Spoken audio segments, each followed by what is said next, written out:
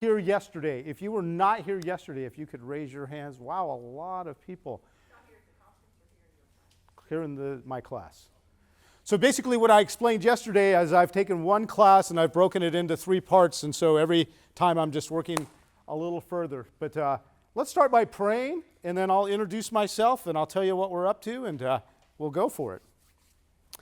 Dear Father, I thank you so much for all of these people in this room and all the creativity that's in this room. And Father, I thank you for all the projects that they're working on and all the future projects that you're going to put on their hearts. And Father, I just pray for this time together, that you would help me as I teach, that I would do my absolute best for you, Father. God, please help me to teach in a way that's clear and understandable and persuasive, Father. And God, I just pray that I would give information that's valuable. I just pray these things in the name of your Son, Jesus. Amen.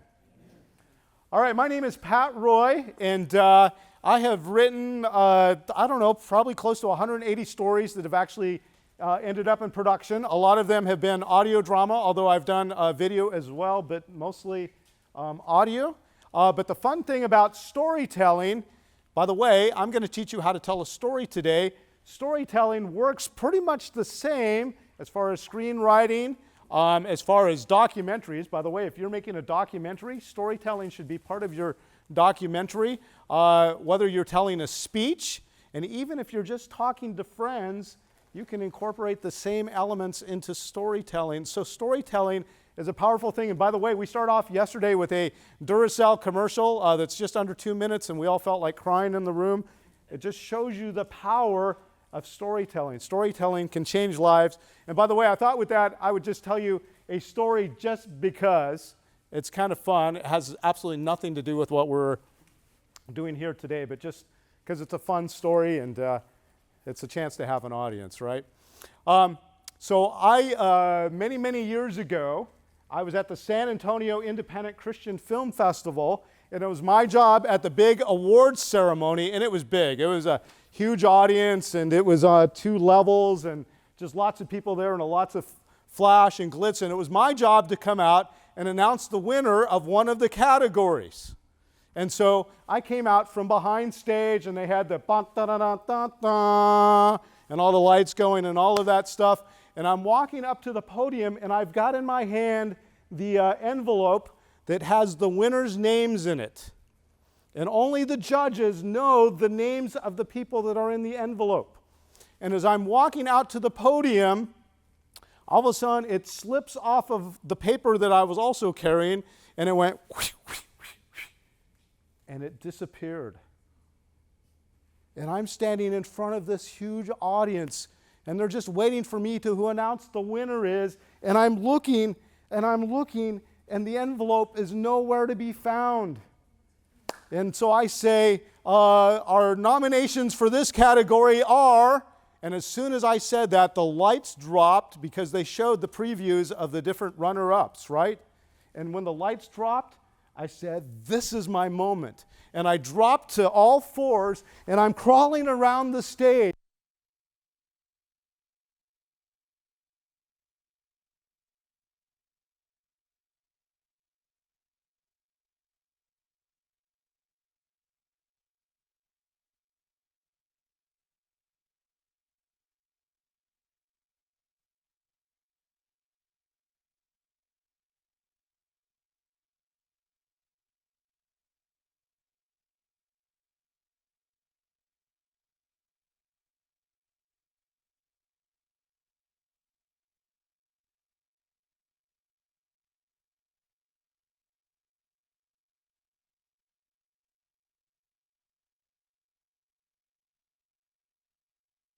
There we go.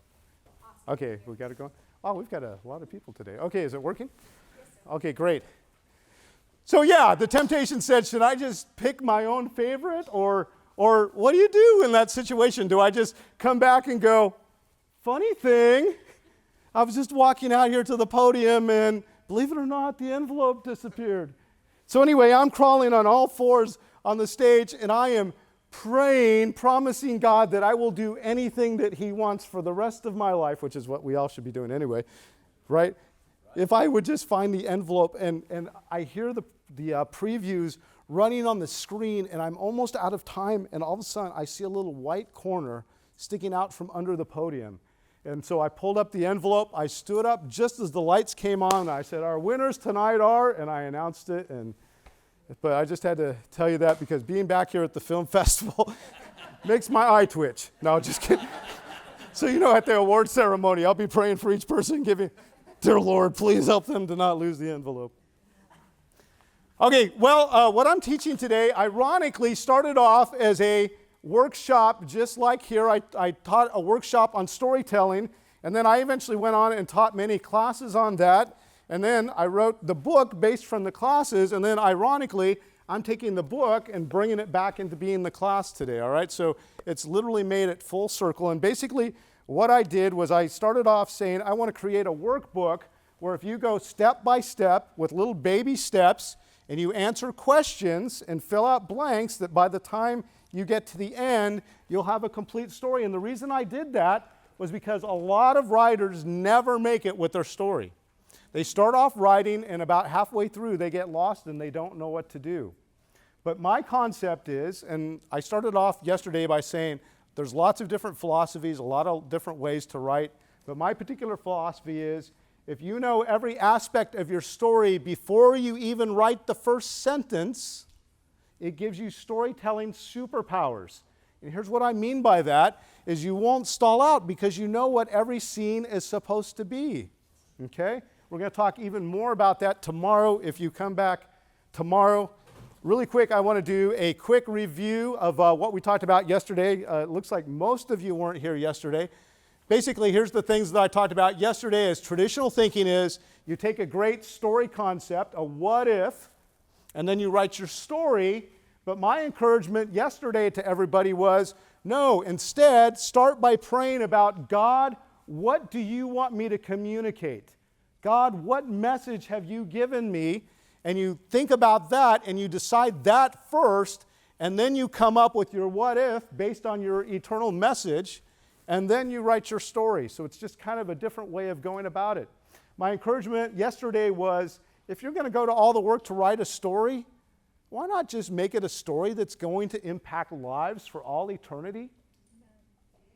I can tell you from personal experience, it is so fulfilling when people come up to you and tell you about how their lives have been changed by your work. Amen. Why not do that instead of having people come up and tell you how great you are? Right. You know what I'm saying? So I want to encourage you, if you're going to go to all the work to write a story, make it an eternal story. We talked about what it meant to choose a what if. You should be able to say, once you have an eternal message, you should be able to come up with a what if statement that's something like, what if a young man who felt lonely his entire life gained a bunch of friends, or a what if, or something is one statement that's going to cover your whole book. That was a lousy what if. Let me look at my book real quick. Does somebody have a good what if from yesterday? No, okay, I'm putting the pressure on everybody, including myself. How about what if a woman has to reimagine her entire life? Okay, yeah, that's, oh yes, okay, excellent. Did you guys hear that? I'm going to step over here so the mic can pick you up. Okay, go ahead and say it. What if a woman has to reimagine her entire life after divorce? That's excellent.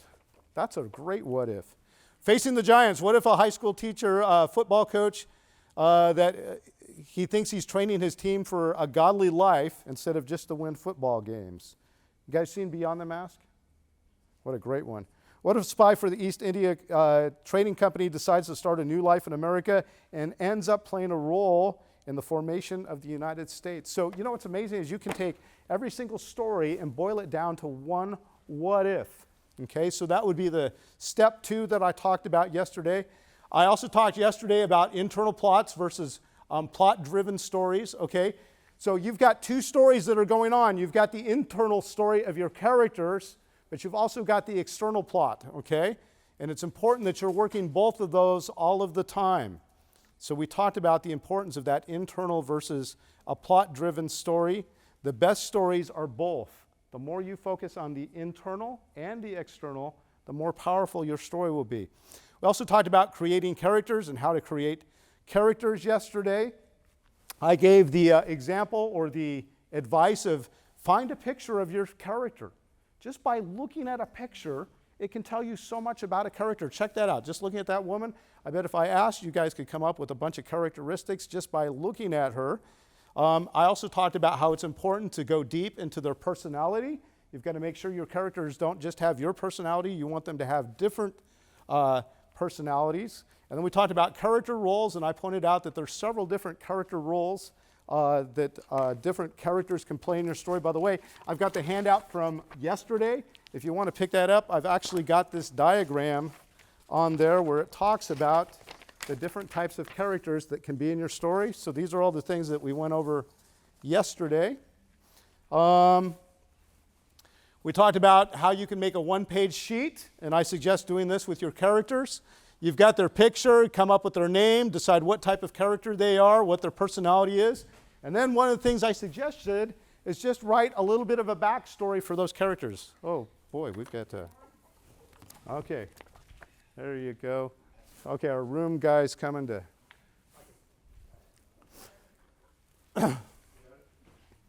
So check it out. I'm advocating writing a character prior to you even having a story yet. And what's bizarre is once you do this, a story begins to emerge. Okay, so if you missed yesterday, you can either come up and talk to me after class and I can talk to you about it, or maybe you could check it out if you want. We talked about a character arc. It's super important that you have a character arc, okay? And that's the internal story of your characters. So you want your main character to have an internal arc. Now, somebody asked me yesterday, what's the difference between a character arc and a story arc? We're going to talk about story arc today, but a character arc is an overarching plot that's going on in your character, and your character's got to have movement. In your story, you have to start a place where you have to show the place where your character is beginning, and you've got to show where they're going to end up at, and then you've got to make a realistic arc to get there, or else your story is cheesy. Okay? I talked yesterday about how we've all heard the Christian stories where somebody becomes a Christian at the end and you go, wait, what? That was cheesy. It's because they didn't justify the story arc. And so very briefly, a great way to do story arc is figure out where your character is going to begin, where they're going to end, and then you've got to come up with realistic steps of how they're going to get there. And that's some super soul searching, by the way. Whenever I write a character arc nowadays, I spend a lot of time saying, how would somebody honestly get from here to there? And then you can write your arc. Those are all the things from yesterday. Anybody have any questions? That's like, we're flying through that. There you go, yesterday's class all in 5 minutes. Okay, awesome. Okay, now I also mentioned yesterday, like I will today, is that lots of people have lots of different terminology and things they say about storytelling. Some people say that it's 3 acts. Some people say it's 4 acts. Some people say it's no acts. Some people call them plot points. Other people call them beats and all of that type of stuff. And so there are so many different ways that we can look at storytelling. But you know, I think it all basically boils down to exactly the same thing when you start looking at it. Something that's very common with video producers, movie producers, is the 7-point story structure. By the way, I've got that on today's handout. We're not going to talk about that at all today, but after I'm done today, that 7-point story structure will make more sense to you. We are not going to talk about the 7-point story structure because I'm going to take you even deeper today, all right? Okay, also I ended class yesterday with a homework assignment. Who remembers what it was? Yes? Who came up with the term story arc? Well, yeah, who came up with the story arc? Yes. Who came up with the story arc? Story structure. Yes? Yay! You know, it was so fun to get ready for this class. I watched a couple of videos where the interviewer asked a bunch of Hollywood script writers where story structure and story arc came from, and none of them had the answer. Of course, if the answer is God, I guess a lot of people in Hollywood maybe wouldn't know the answer to that, right? So anyway, yeah, so they said it came from the Greeks, it came from Aristotle, it came because in the early days technology could only make so long a video, so you had to do it in different parts. I mean, there was all these answers to that, but the answer is And for those of you who know me, I'm a creationist. My passion is teaching creation, scientific evidence for creation. So you may think I'm going a little nuts here, but yes, story structure was created by Jesus Christ. Do you know why I know that? Because real life works in this total formula that we're about to look at. You know what that means is I have young people come up to me all the time who want to write, and they go, listen, I'm an artist, and I want to do it outside the structure, and I want to be a little more freewheeling and a little more... You know what? The story structure comes from life. I'm going to convince you of that before we're done today.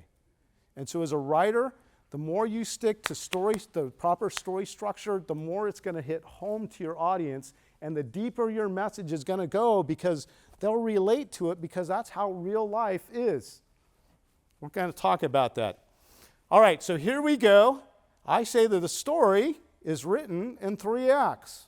Okay, we say that all the time. By the way, those 3 acts, a lot of people have different labels. Here's the labels that a lot of people use. Is Act 1 is a setup. Act 2 is conflict. Act 3 is resolution. And if you want to get even more specific, you can whack Act 2 in half, which we're going to talk about what happens at the halfway point of Act 2 today, and that's why some people say that, that there's actually 4 acts, okay? But you can see that's just a matter of semantics, right? Okay, you guys ready? Don't freak out. Here's what story structure looks like, the story arc. All right, I'm going to pray, and then we'll be done for that. No, I'm just kidding. You guys have actually got that on your sheet that you got when you came in.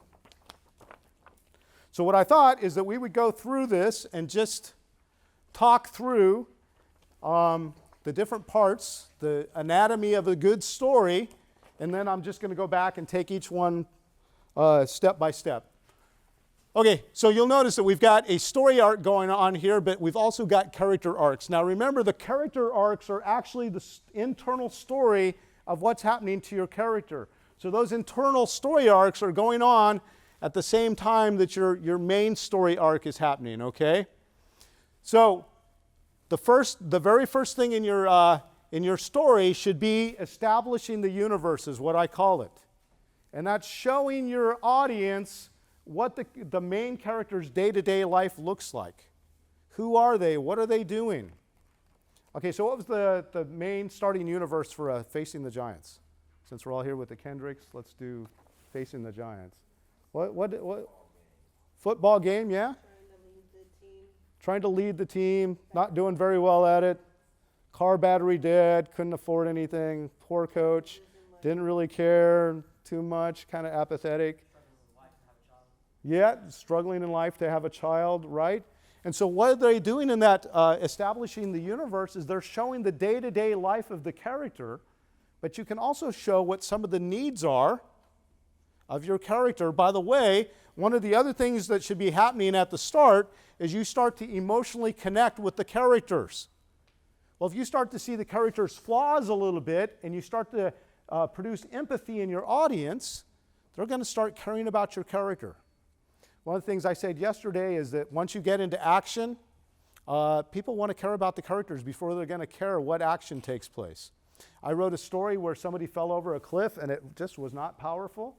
And I said, what's wrong with my script? And finally I realized that you've got to make people fall in love with the character and then you shove them over the cliff, right? So people have got to care about your characters. So that's one of the first things that needs to happen in your story as you're establishing the universe. Okay, then the inciting incident. The inciting incident is something unexpected that comes into your main character's life, and it can be great, or it's usually something very bad. It's life-altering. It's something that changes the course of your character. And then all of a sudden, next thing you know, we get into a place where, as a result of the inciting incident, they've got a critical choice to make somewhere in here where they've got to decide what to do as a result of that inciting incident that took place. And then once they make a critical choice, they're probably going to set a goal. Now, as a writer, we're going to talk about this a little bit more. The deeper you go with the goal, the more emotional journey that your audience is going to take. And then we get into a bunch of victories and defeats, victories, defeats as they're trying to move towards the goal. And then we've got a goal change that happens right about halfway through. And we'll talk about that in just a little bit. And then we go to ultimate failure and then ultimate success. It's the climax and then the outcome. And now we're going to show how the universe has changed as a result of the story that they went through. Okay, so I just went through all that really quick. What if we take those one by one and just talk about them, okay? Let's talk about the beginning universe. Okay, there's a few things you want to do during the beginning universe. Like I said, you want people to start to relate and to start to be empathetic towards your character, towards your main character. This is a great place, by the way, for you to start showing those flaws so that your audience can start to relate to them, and they're kind of sitting in the audience wishing that those things could change for the character, right? Also, you want them to fall in love with the character. Are there funny things the character could do? Are there some quirky things about your character? Your job in the starting universe, the beginning universe, is to make your audience care about your character. Because if they care about them, all of a sudden they're going to have an emotional journey with them. But if you don't make them care, then they don't care about what's going on. Do you see what I'm saying? Oops, that kind of goes along with my next one, is falling in love with the characters. Okay, somebody else in the room.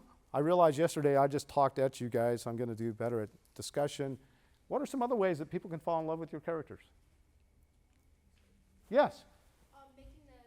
Making like the audience feel bad for the character or relate with the character. Yes, good job. So impressed. That was awesome. Any other thoughts?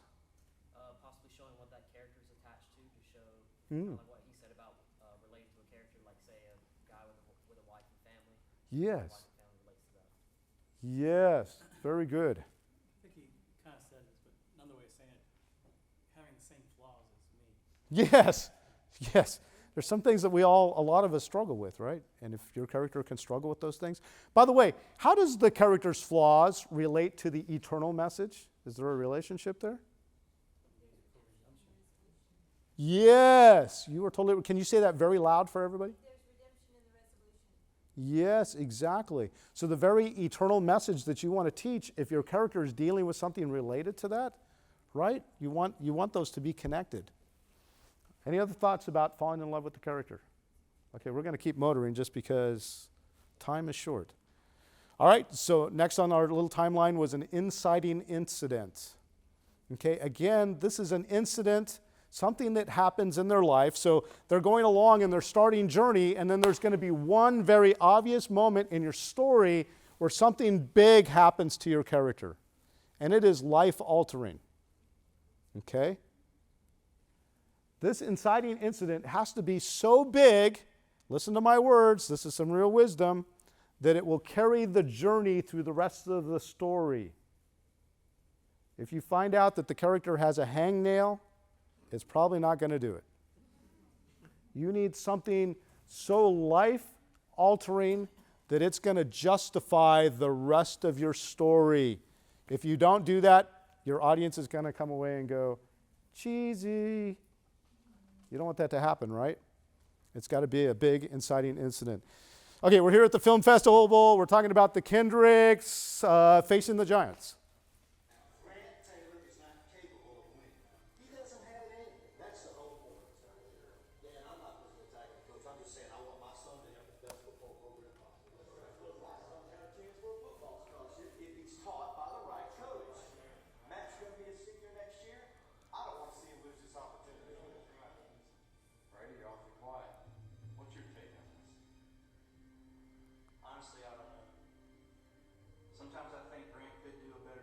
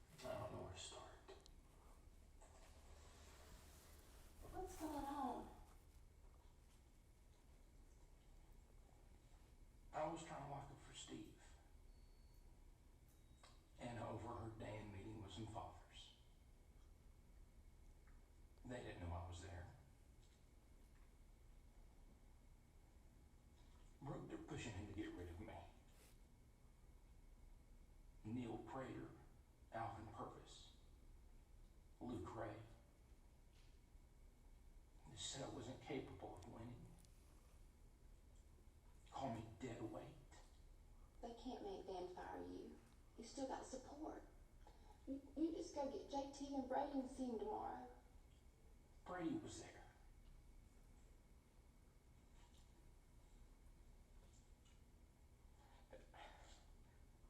They've just lost confidence in me. You know, I was so sure I could turn this program around, and I've just sunk it lower. Brooke, I've tried so hard.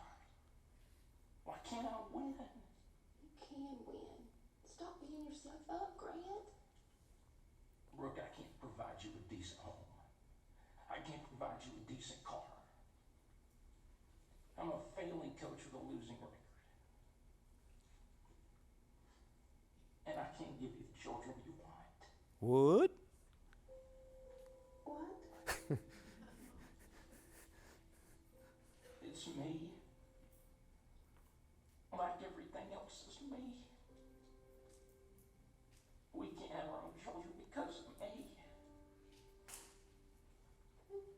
What's God doing? I mean, why is this so hard? Hey, Grant.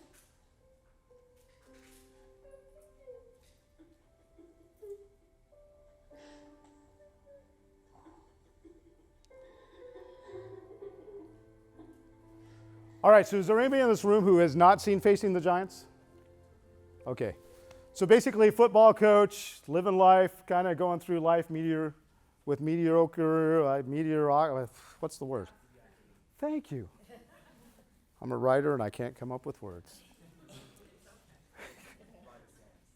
Writer's block. There you go. I just wanted to demonstrate that for you. And then we get to this moment where he finds out that he's going to lose his whole job. And isn't that an emotional scene? By the way, I love how she's doing okay encouraging him until he says, and we can't have children. And now she's on board with, wait, what? Now it got personal. That scene is so powerful that it drives you through the rest of the movie, and as he starts to succeed, you're like, yes, yes, yes, because of that inciting moment. It was deep enough and had enough payoff that you care now. And that's what an inciting incident has to be. All right, let's check back in. Oh, any other questions about the inciting incident? Okay, so yesterday we were talking about as you're doing your character arc, that inciting incident is going to appear on your main character's arc, right? Because the inciting incident is happening to your main character. And so on their arc, that's going to start not only their external journey, but it's probably going to be the thing that launches their internal journey, okay? Yes? Is there such thing as having like say you really your audience really falls in love with your character and then something really, really bad happens to them? Yes. Is there a possibility where it's too big of an accident where your audience is like, oh come on. That's just It's in a giant asteroid. Well, you don't want to kill them. You got to keep them around for the rest of the story. I would say no as long as you can justify it. Okay, and here's what I mean is you've got to get back out of the mess you get them into, right? So as long as a writer, you make a believable character arc so that by the time you get to the end, that the audience feels like you justified it. Okay, and we've all seen those stories, right, where you're talking exactly what some stories are. This huge inciting incident, horrible, horrible, horrible, and then all of a sudden the last scene, everything's wonderful again, right? So boy, if you make a really powerful inciting incident, you got to make sure that you're taking the steps in the character arc to justify getting them out of that inciting incident. Do you see? You are asking such great questions and giving such, you're really good. All right. So after an inciting incident happens, the next step is you want your main character to make a critical choice. This huge thing just happened in their life. What's going to happen next? And so you, as a writer, you want to provide a very believable set of choices that your character has to make. Okay? Are they going to do this? Are they going to do that? So that's what we all do in real life, right? When something huge hits us, all of a sudden it's time to make some critical choices. And you know what's interesting for your audience is if your character is really struggling with that. Here this inciting incident came into their life, and now they've got to make a great decision to try and figure out what to do next. And you want to show them wrestling with that. Okay? You don't want them just to go, oh, that really bad thing happened, I'm just going to do this. No, you want them to wrestle with it. By the way, an inciting incident doesn't always have to be bad, right? You could maybe make a comedy where your inciting incident is that somebody wins the lottery, right? And now they've got to make the critical choice about what they're going to do with the money. So just want you to realize that an inciting incident is something huge that's life-altering for your character. Usually it's bad, but not always. So they struggle with their choice. What am I going to do because this inciting incident happened to me?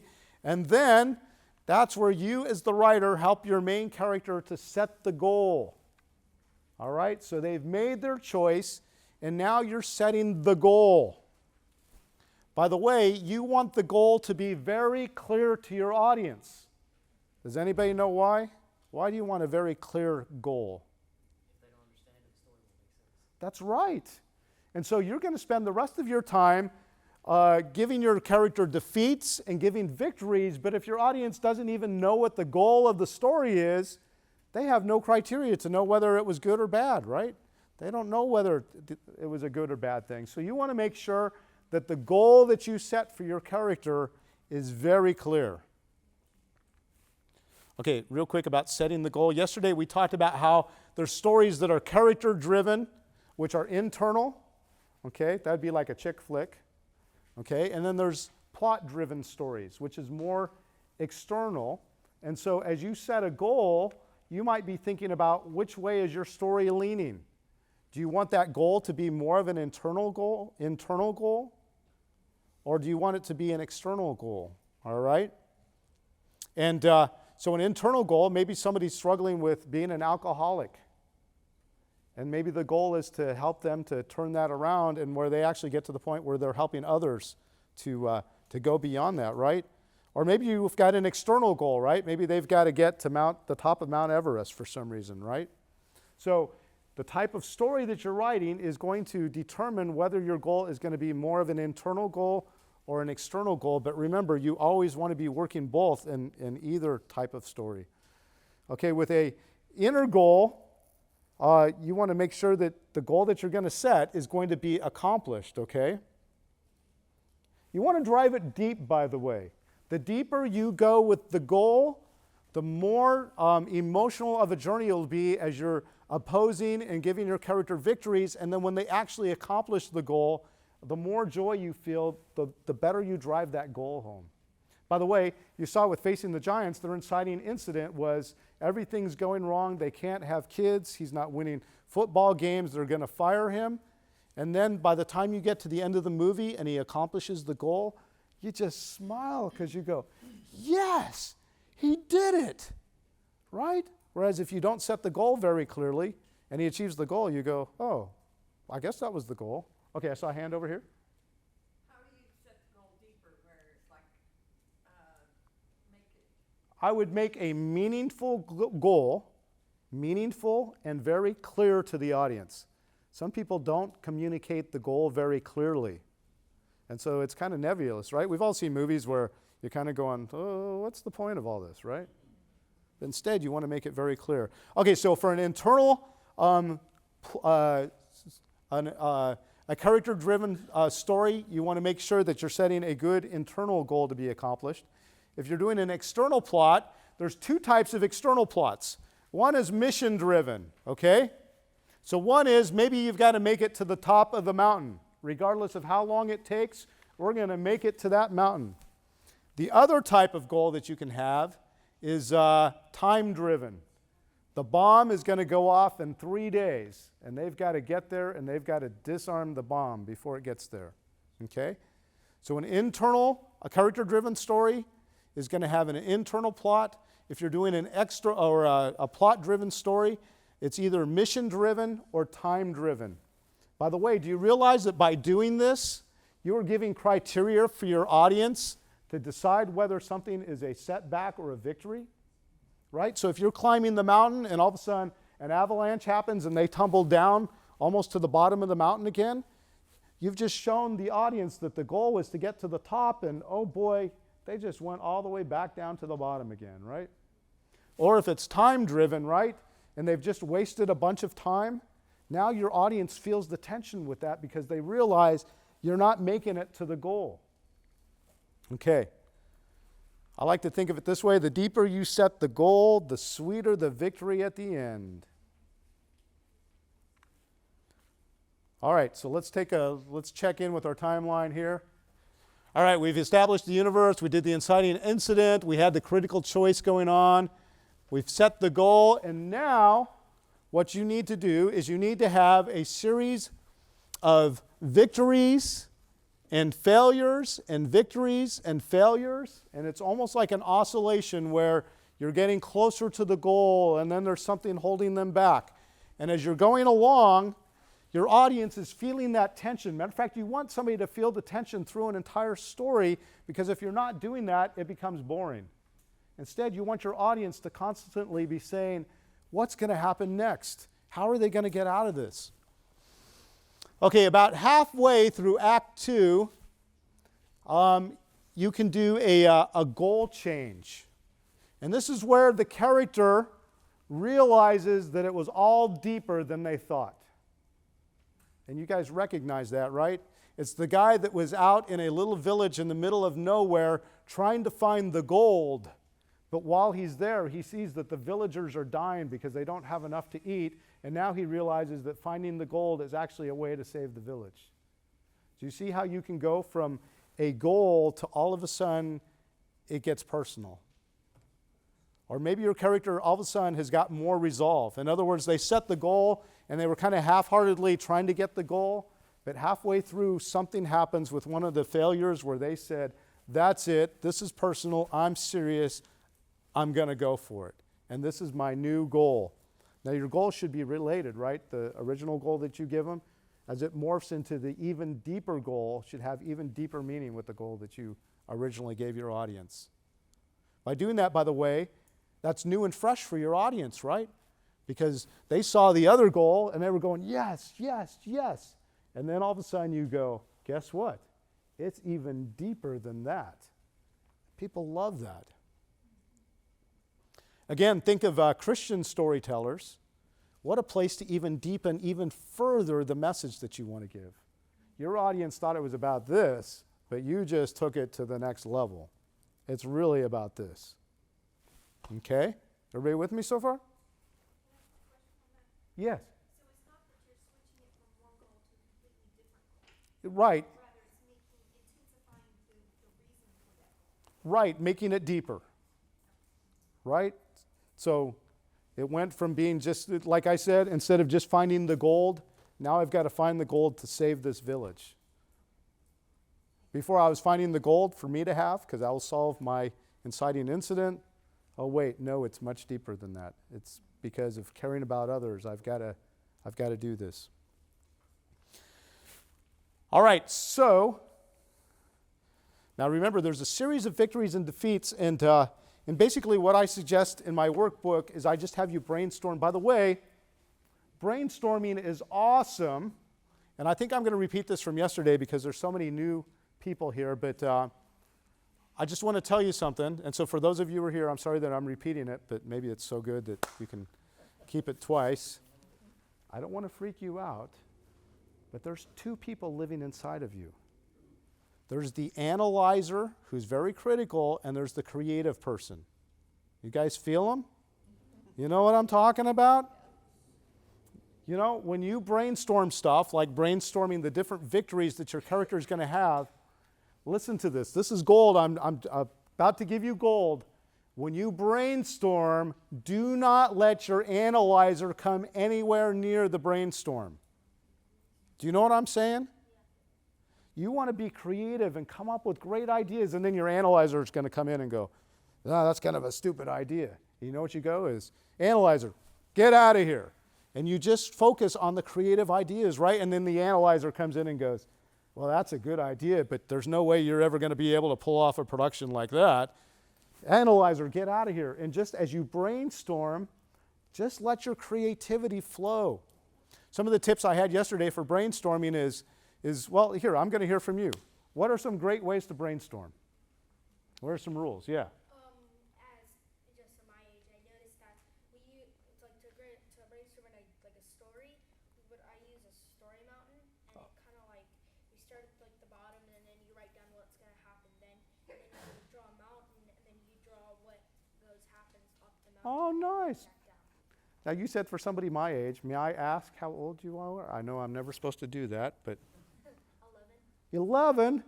Oh, my goodness. Can we give her a hand? What's your name? Lexi, I almost think you need to come up here and finish out this class. Lexi, I'm so impressed. You're amazing. So are you currently writing stories? No, but I want to start doing that. I think you're ready. Lexi, great job. Yes. Like you said, just write down ideas, just as they come. Yes. Just write it down. Don't think about it. Just do it. Just write it. Right. Comes to mind. Right. Exactly. Great. Do it in a group so you can spitball ideas. Oh, man, that is awesome. Yes. Great idea. Yep. Record yourself driving while you're driving in the car. Oh, yeah. Talk and just let your brain go. Right. Exactly. But only at red lights, right? I mean, No, I got you. That is good. Yes. Absolutely. I found actually, I'm a hairstylist, so I walked out of the house and I fell and broke my wrist. Oh. So that had led me to taking a story that I'd written and putting it into a screenplay, but I did it on the treadmill. I actually found that putting my computer there, that, I don't know, it kind of like worked more of my, instead of sitting and writing, Yes. my body being an activity. Yes. I found that like I was probably most productive on the treadmill. Yes. And having a little music in the background just to Yes. and I think that the combination of the music and the movement really helped me to come up with such creative ideas. That's a great idea. Exactly. So some of us like motion when we're thinking. I said yesterday that for a while I was writing, I had to write one story every 2 weeks. And there was a basketball court that was next to where I was at, and sometimes I would just go out and shoot hoops with my incredible height. You can imagine I'm just awesome at basketball. But yeah, just shooting the hoops would give me ideas. You know, the other thing that I do sometimes is I bargain with my analyzer. He starts coming in and going, it'll never work, no, stupid, dumb. And I go, I'll tell you what, if you could just hang out for like 15 minutes, you can come on back and check out this list when I'm done. Do you know what I'm saying? And so it almost gives me permission just to let the creative part of me go, realizing that later on it's okay for the critical person to come back and actually analyze it. As a matter of fact, that almost gives me more permission with my creative person, because the creative person sometimes going, what if I just get too far out, right? But then I can say, well, don't worry about that, because the analyzer will come back and check that out for you. It's kind of weird how we got those two people living inside of our brain. So when it comes to doing things like victories and defeats, I encourage you just to brainstorm these things. Matter of fact, all of the things that we're talking about, brainstorm, brainstorm, brainstorm, and write them down. So what about the defeats? By the way, the victories and the defeats, can they be any victories and defeats? No. Do you want them to be victories and defeats in accordance with your goal that you've got going, right?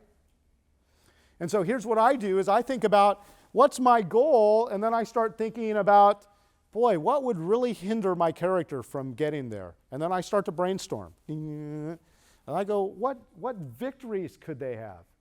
Oh, and then I start to brainstorm those. And I just really encourage you to do a lot of brainstorming.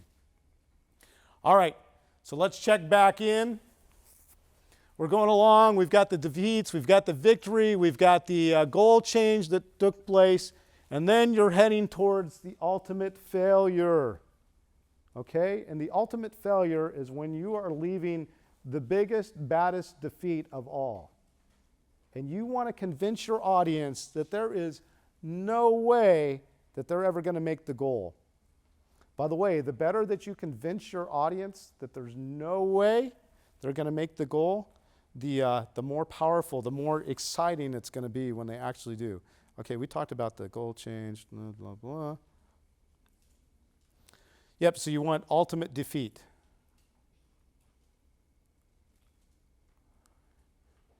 And then ultimate victory, which is your climax. It's when they finally achieve that goal, and it's the ultimate victory. And if you've done your work with making the goal, the inciting incident powerful, they've struggled with their critical choice, and then the goal was set, and then they started on their defeats and their victories, and then they got to a deeper goal, and then that ultimate defeat, by the time you get to the climax, your audience is loving it. By the way, you have to justify everything that you do. Everything you do has to be justified, or else the audience is going to say, this is cheesy. By the way, the reason I say that is because I've written a lot of cheesy stories. And I go back and I review them and I go, ooh, ooh, ooh. But sometimes I hit it and it was like, wow, that was awesome. So then after that, after the climax, they've achieved the goal. What's the result of what they achieved? What are the actual direct results that came from the climax? And then finally, you're into the final universe. Okay, so your outcome is basically what changed as a result of it. They saved the world. The world is still around for another day. And then you go into the ending universe. Okay, let's talk about the starting universe and the ending universe. You want to contrast those two. So if you did some scenes here that showed what it was like day to day at school and what horrible things were going on in school, then when the universe has changed, maybe you want to return back to school again and show how life is different now. So you want to contrast those two. And your audience wants the payoff. By the way, have you ever seen a story, a movie, I know we all have, where you get to the ending universe and it's just not a big enough payoff, right? And you go, what a ripoff. And you go, man, the story was so good until the end. And like, I hate that. It's like the writer had it the whole way through, and then they blow it at the end by not giving a big enough payoff.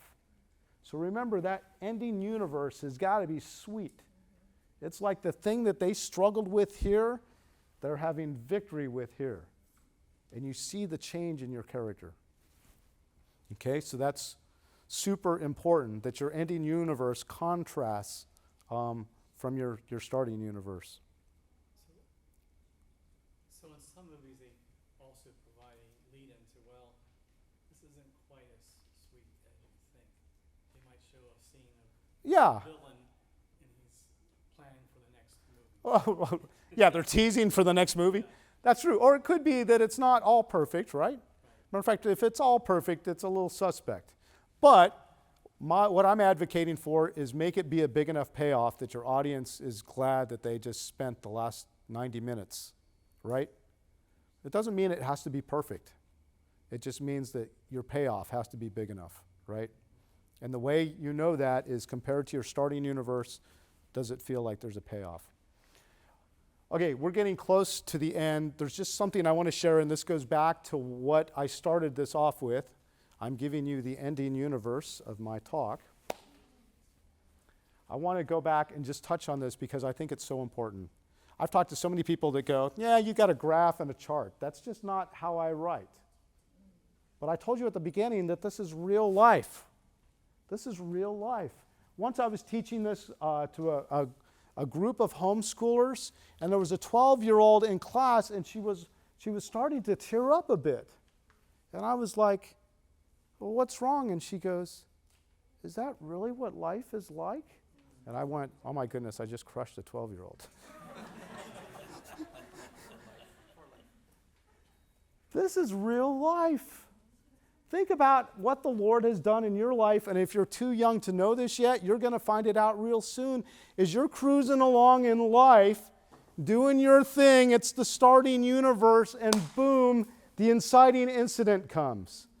And sometimes the inciting incident is so big that you just wake up the next day and you know you've just got to make it to the end of the night so you can go back to bed again. because you're just trying to survive, right? And it's horrible, and you don't know what to do with it all, right? Boom, it comes in, the trial. And then, all of a sudden, you have a critical choice to make. You know what, a lot of times what the critical choice is? Am I going to trust God through this, or am I going to do it my own way?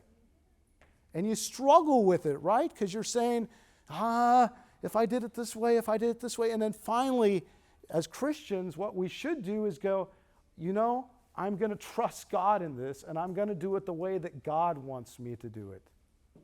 And then usually out of that emerges your goal, right? This horrible thing has happened. I'm going to trust God, but here's the goal that I need to get to get things back on track again. And you set that goal, and as you're doing that goal, you have victories, that God grants you victories, and then the enemy comes in and discourages you. And then you've got another victory, and you go, yes, I have the faith that it's going to be okay.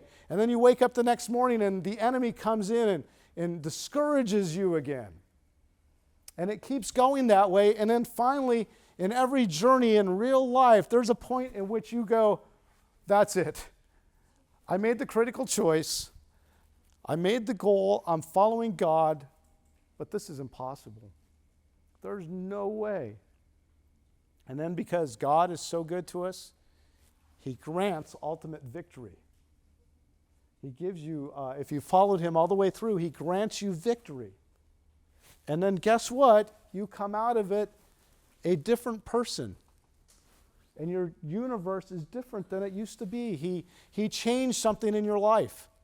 He granted you more patience, or He helped you to take away your anger, or you're no longer relying on food as your comfort go-to, right? God's changed something about you, and He's perfecting you, because that's what He's doing, is He's constantly working on you. And then guess what? Bad news is your ending universe becomes your new starting universe, and then what happens? The sequel. Real life 2. You know, it's funny because I planned this talk a few months ago, and I've got to say that my inciting incident happened just probably 2 weeks ago. And I've been through this very cycle, and I've been here where I was going along, the inciting incident just happened, and I'm at goal set now in my real life, and I realized that, you know what this does in real life, by the way? As a Christian, once you realize this, all of a sudden when inciting incident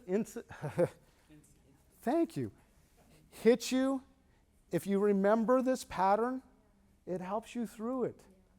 And I've got to tell you, a huge inciting incident literally just happened in my life. And the first thing I did was I was working on my outline for you guys. And I looked at the chart and I went, oh yeah, huh? Here we go. Exactly. Right, exactly. And you know, it helps because it instantly helps me to go, okay, I've got a critical choice, and I did. I went out and I spent lots of time praying, and I came to that critical choice of, God, it is scary, but I am just going to trust you. I made it to my critical choice. And now, I get to be here with you guys. That's kind of like a big old up bump there. Wait to see what happens when I get back home. Yeah, I made it through the first bump. And this is real life. And once you realize that as a Christian, all of a sudden, it makes it so it's a lot more bearable, because you go, God is just using it in my life. Matter of fact, it makes you think of James, right? My brethren, count it all joy when you fall into diverse temptations, knowing this, that the trying of your faith worketh patience. But let patience have her perfect work, that ye may be perfect and entire, wanting nothing.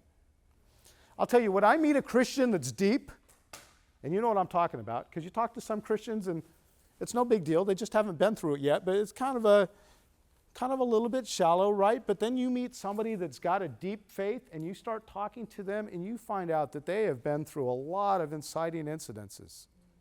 And God's constantly using it to carve character. And that's what God wants, is to carve us deeper and deeper. And so going back to those Hollywood guys that they asked, Hey, where did story arc come from? Aristotle, Shakespeare. Wow, they don't even get it. You know what that tells me is that you guys, because you know the Lord, you get the big picture of eternity.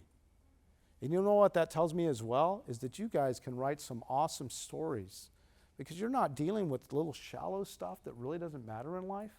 You guys are dealing with the real deal, with real answers. So let me encourage you as writers, the more you follow the story arc and the deeper you drive it, the more powerfully that I think the Lord will use it to change lives.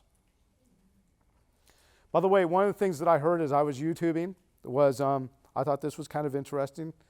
There was a guy who was a script consultant, and he said about 90% of bad stories are story structure problems. Wow. It's not that your characters were bad or the concept was bad or that you had a bad what if. It's just that you didn't follow the story structure. Story structure is super important because it mimics real life. By the way, one thing I'll encourage you guys to do as well is once you're done with a script, make sure to have other people read it. Now, we all know that there's two types of people out there. I've worked with both a lot. There's the one person where they say, could you read my story? And sure. And then you start to give constructive criticism, and they take it all personally. Well, what do you mean by that? And then they try and start fighting for their... Don't be one of those kind of people. And it's hard. You know why? It's because you've put your whole life into it. And then somebody goes, well, I don't quite get that one scene. Oh, what do you mean you don't get it? It was like... Here's the other thing that I've noticed as a writer. It's the gold. The stuff that you were the most proud of, the stuff where you said, I nailed it. Those are usually the ones that the people that are critiquing your script come back and go, you know, actually that one part about this, that was like, you need to change. And you're like, what are you talking about? That was the gold, right? The other thing that's important is not only let family and friends read your script, which is valuable because that's helping to give you feedback of how a layperson sees your story, but it's also important if 90% of script, bad stories are story structure, please have somebody who knows story structure also analyze your script and look to see if the structure's there. And if you're writing something and you're noticing that the story's just not working, look for the structure because it's probably the structure that's throwing your story off. Yes, your hand's been up forever. It's okay. Can you talk a little bit about then registering your script so it doesn't get stolen from you? Somebody else asked this before class. You know, I am going to say no because I am not an expert on that. And I'll show you how much of an expert I'm not, is I've had the biggest projects of my life have been taken from me. So I really should know more, but I don't. So yeah, that's an important one. So her question was, how do you protect your script? You know, somebody asked before class, who was it? Who asked before class? You know, here's what I'll say about that. Work with people of integrity that you know are godly Christians that are going to not only get your eternal message and story, but people that you can trust. If you're working with people that maybe are going to steal your content, maybe you're not working with the right people. Otherwise, I can't give you any professional advice. I can't tell you how to protect it because I don't know, and I'm the worst person on the planet to ask that. So. Even if they steal it, it's not gonna be your story. Your story's gonna be unique, whether they try to steal it. Yeah. I asked God to be my copyright attendant. Yes. God, I can't worry about this. Right. I will do my best to get it copyrighted, you know, through the government or whatever. Even if you want me to get it out there, if I don't get it copyrighted, it's gonna sit there forever. Yeah. Sometimes I'm just like, here it is, give it out to the universe. That's just me. Right. And God, please take care of it. Okay, you have an answer, but I'm going to ask you not to give your answer right now. I know a bunch of you are looking forward to hearing her answer. Would you hang out for a few minutes? You want to do your own Q&A over there? Would you be willing? I mean, honestly, I think that that's very valuable. So if you want to talk about that, if you're willing to answer that over there for anybody who would like to, that'd be great. Okay, we are pretty much out of time. I can pray for you unless anybody else has got a really burning question. Okay, if you have something that you would like to ask me, you can come up and talk to me afterwards. I'll hang out. If you want to know about how to protect your script, what's your name? Deanna. Deanna is going to be here answering those questions. If you want to talk to, I'm so sorry, I forgot your name. Lexi? Yeah, Lexi, you just seem like somebody charming to talk to because it seems like you've been through all this. So, all right. Here we go. I'm going to pray, and then we'll hit it. Oh, by the way, if you come tomorrow I'm going to talk about the importance of outlining, because outlining gives you superpowers. And I know half the people in this audience right now said, I hate outlines. If you come back, I am going to give you the reasons why you love outlines. You just don't know it yet, okay? So that will be tomorrow's class if you come back and see me, all right? Dear Father, I thank you so much for each person in this room. And God, I thank you for the power of storytelling and that you're the one who created it. And God, I just pray that anytime any of us go through the phase of storytelling in real life, Father, that you would remind us that you are just working our story and that you are perfecting us. And Father, I pray for, as we write, that we would write powerful stories that would change lives. So Father, I pray for each person in this room that you would bless them, that you would give them creative ideas. And Father, I pray that you would use them in powerful ways. We just pray these things in the name of your Son, Jesus. Amen. All right, guys. God bless you.